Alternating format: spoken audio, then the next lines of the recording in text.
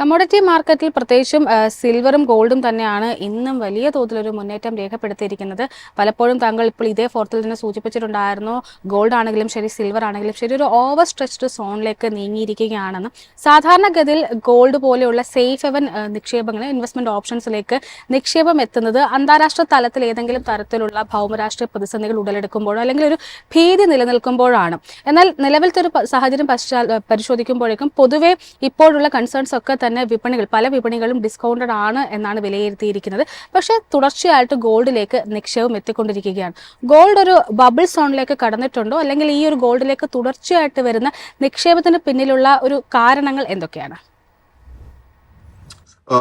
അല്ല, സ്വർണത്തിന്റെ കേസിൽ ഇത്രയും വലിയൊരു കയറ്റത്തിന് പല കാരണങ്ങളുണ്ട്. ബട്ട് മെയിൻ ആയിട്ട് നമ്മൾ ഓർക്കേണ്ടത്, ജനറലി എല്ലാ സെൻട്രൽ ബാങ്ക്സും American treasury bills, American bonds, American government സെക്യൂരിറ്റീസിലൊക്കെ ഇൻവെസ്റ്റ് ചെയ്യാറുണ്ട്.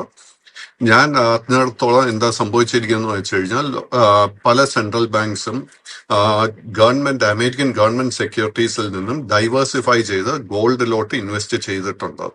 ബട്ട് എങ്കിലും സ്റ്റാറ്റിസ്റ്റിക്സ് നോക്കുമ്പോഴേക്കും നമുക്ക് കഴിഞ്ഞ ഒരു 2-3 മാസത്തിനിടെ എങ്കിലും നമുക്ക് പുതിയ central bank purchases of gold നടക്കുന്നതായിട്ട് കാണാൻ സാധിക്കുന്നില്ല.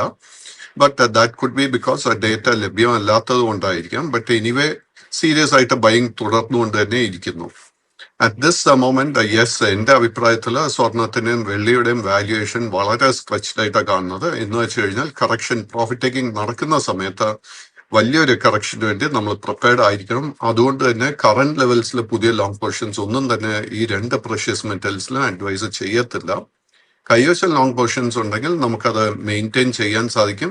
സ്വർണത്തിന്റെ കേസിൽ ഇപ്പോൾ നമ്മൾ ശ്രദ്ധിച്ചിരിക്കേണ്ട മേജർ സപ്പോർട്ട് $5160.